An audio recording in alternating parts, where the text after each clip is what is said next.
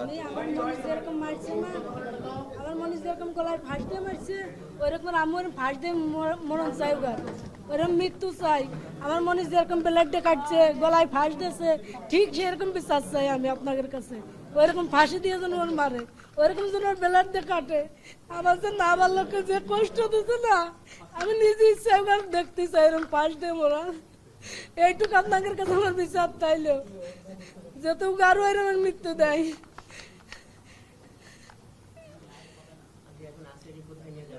আছে এখন গ্রামের বাড়ি যাবি। আমার অভিযোগ একটাই, ওর যখন ব্যালেটের কাটিছে ফাঁস দিয়ে মারিছে ওই রকম উগারও আমি ফাঁস দিয়ে দেখতে চাই, ফাঁস দিয়ে দেখতে চাই ওইরকম ব্যালেটটা যেন উগারও এরকম কাটে। এইটুকু আমার আবদার।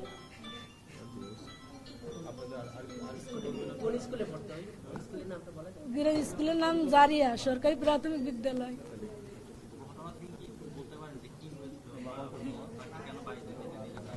ঘটনার দিন ওর আপার বাড়ি বেড়াতে গেছিল, বেড়াতে গেলে ওর আপারের ধরে মারিছিল, ওর আপারের ধরে মারিছিল বলে তখন আর কি ও কইছিল যে আমি তো কইয়ে দেবো আমার মার কাছে।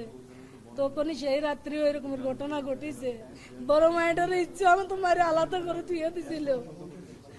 পরে 11টার সময় আমার কাছে ফোন দিয়েছে যে আপনার মনে অসুস্থ।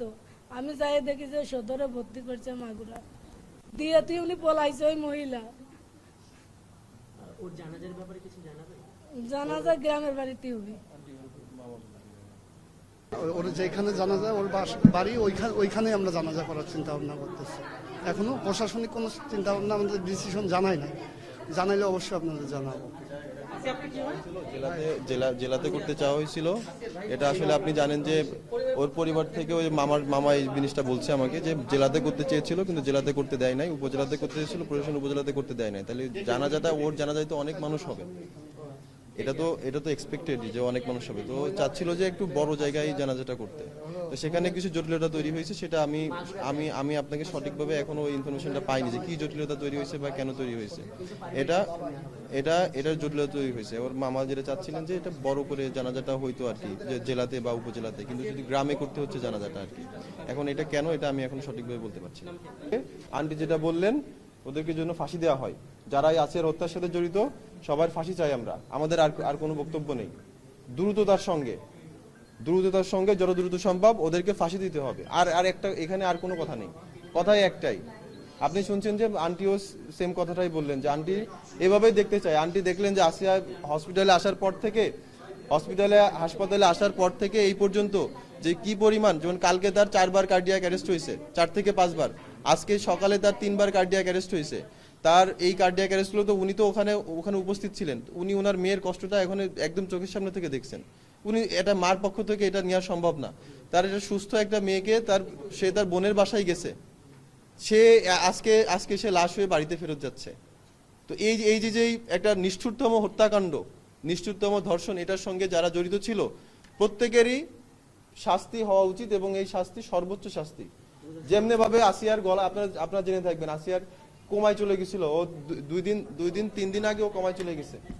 ও জিসিএস স্কোর 3-তে নেমে গেছে।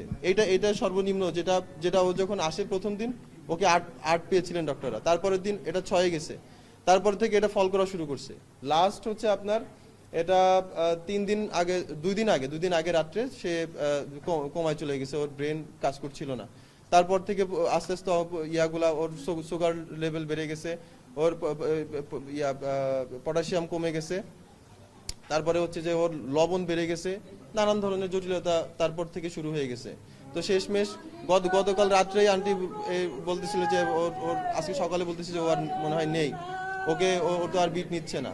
তো এই সবকিছু তো তার সামনেই হয়েছে। তো আমরা চাই পরিবারের পক্ষ থেকে, ওর মাও যেটা আপনাদেরকে বললেন, ওর যে গলায় যে ফাঁস দিছিল, আসামিদেরকেও যেন গলায় ফাঁস দিয়েই মৃত্যুদণ্ড দেওয়া হয়। মানে আমরা ফাঁসি চাই। আমি আসিয়ার সম্পর্কে কাজিন হই। আমার নাম রকি। আমি একটু পরে